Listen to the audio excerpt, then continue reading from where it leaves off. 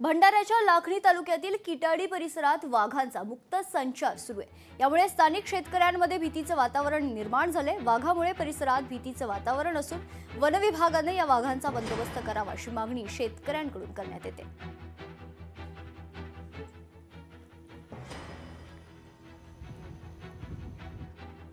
आम्हाला एकल्या दोघा जणाला वावरी येऊन राहता येत नाही, काम करता येत नाही।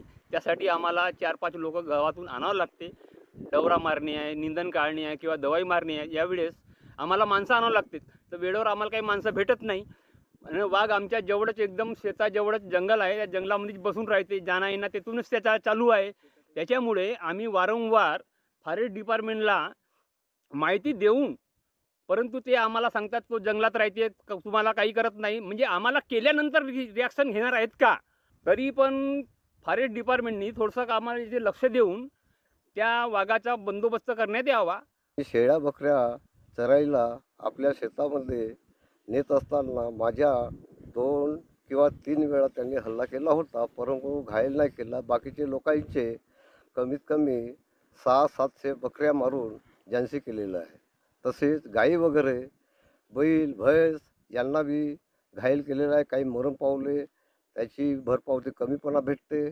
30-40 हजाराची गाय असली तर 10-20 हजार रुपये भेटते, हाही बरोबर नाही असा माझा हा उद्देश आहे। म्हणून त्या डिपार्टमेंटने या गोष्टीचा अवश्य लाभ घ्यावा आणि त्याची भरपावती, नुकसान जे होते ते भरपावती करण्यात यावा।